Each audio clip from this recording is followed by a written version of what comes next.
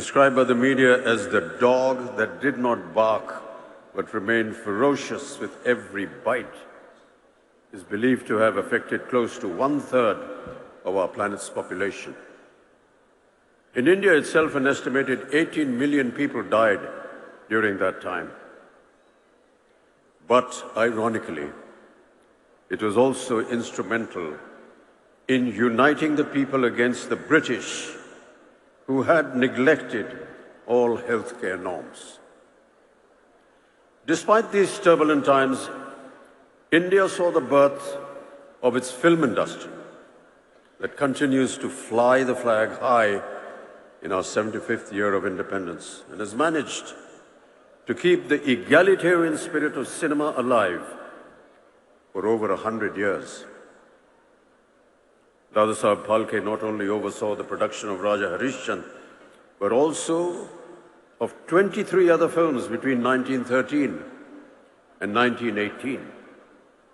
The following year, in 1919, saw the release of the first Bengali language silent film, Bilwa Mangal, produced by Madan Theatre Company of Kolkata on the 8th of November.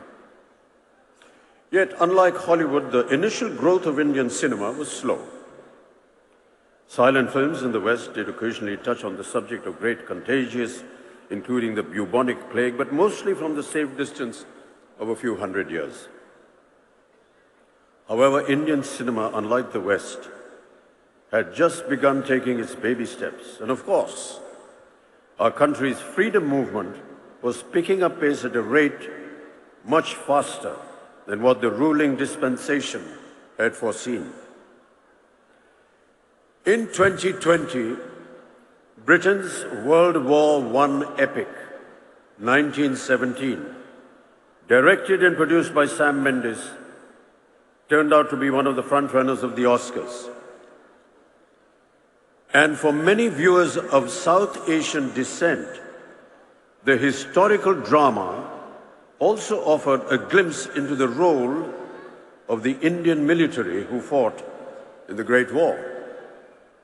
Sikh soldiers had arrived in the Western Front in 1914 and received worldwide news coverage of their valiant involvement in the First Battle of Ypres.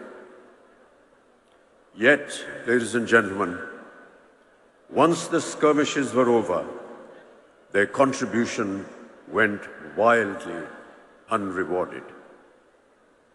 Britain, alarmed by domestic disturbances, imposed martial law on Punjab, ultimately leading to the Amritsar massacre of 1919 in Jallianwala Bagh. Many Sikh soldiers were left angry and let down by the British government. Christopher Nolan's film Dunkirk, a favorite at the 90th Academy Awards held in 2018, however, led to direct questions about the erasure of India from the Second World War effort. Any portrayal of Indian soldiers or references to their contribution were conspicuously absent. In India, too, the country's role in the global conflict tended to be overshadowed by the major events of the Indian independence movement that coincided with the war years. Nevertheless, within this larger conversation about cultural retellings of two world wars, it is important to look at how India's film industry responded and how it filtered stories of valor and sacrifice through the prism of cinema and the country's own struggle for freedom. The message of India's solidarity with the Allies against the Japanese invasion was underscored in the 1946 film Dr. Kotnis Ki Amar Kahani, which was directed by V. Shantaram. The film depicted the real-life experiences of 5 Indian doctors who volunteered to go to China as part of the medical mission during the Japanese invasion. Shantaram starred in the film as the titular Dr. Dwarkanath Kotnis, regarded as a war hero. The poster for the film, designed by renowned Indian artist S.M. Pandit, depicts the Buddha, serene and still, standing amid the burning remains of war as a lasting image of hope and a reminder of historical cultural bonds between the two countries.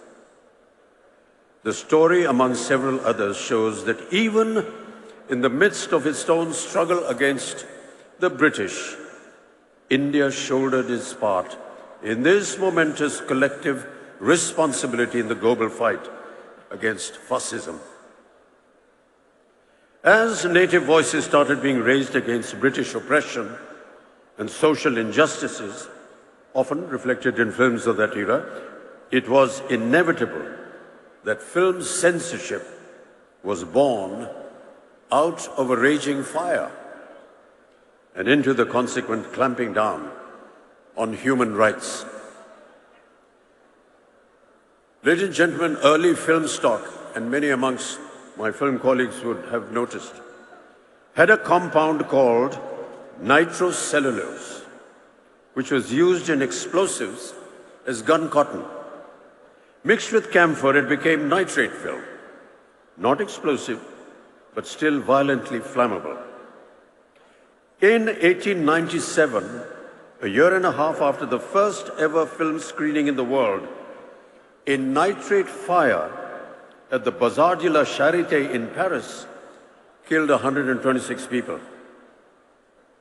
A spate of similar incidents over the next decade resulted in the first world's cinematograph legislation being passed in Britain in the year 1909 to improve safety standards by controlling the issue of cinema licenses. One kind of control led to another. Since the 1909 Act made licenses necessary for public screenings, local authorities used this to regulate not just the conditions in which the film would be screened, but also the content of the film itself. After a few confusing years with everyone making up their own rules, the British Board of Film Censors was formed in the year 1912. By this time, Indians were not only watching films, but also making their own films. With one eye on the freedom movement, the Indian Cinematograph Committee of 1927-28, chaired by a former Madras High Court Judge T. Rangaracharya, was the first inquiry into movie viewing, censoring, and exhibiting habits in the country. In 1921, there were an estimated just 148 movie halls. By 1927, this number had doubled. Despite Hollywood films accounting for roughly 80% of the shows in those early years, it was the Indian titles that really got the public going. Though Indian cinema wasn't exactly prurient in the 1920s and 30s, except for some passionate kisses, like the most famous one in Karma, made in 1933, involving a snake and a tearful Devaka Rani, tabs and mobile phones. Big decisions have to be made that will determine the future of entertainment. I suspect there will have to be artistic rethinking, and bold and imaginative ideas will bring new joy and faith to humanity. Ladies and gentlemen, let us discover more of that which is impossible and then do it. Let us find new summits to conquer. Let us bring down the barriers that have blinded our view of the horizons. Let us craft a singularity out of the many truths that come our way. Let us build a landmark for today, and let us make a new history for tomorrow. Let us demolish the differences that divide us. Let us build a monolith with our diversity. May no one be in the shadows of our glory. May everyone feel the joy.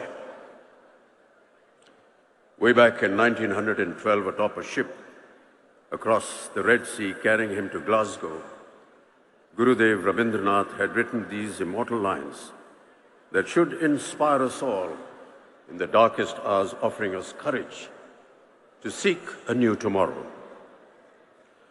Aro alo, aro alo, ei noyone prabhu dhalo, shure shure, binashi pure, tumi aro aro aro, dao tan, prano bhoriye, trisha horiye, more aro aro aro, daro pran.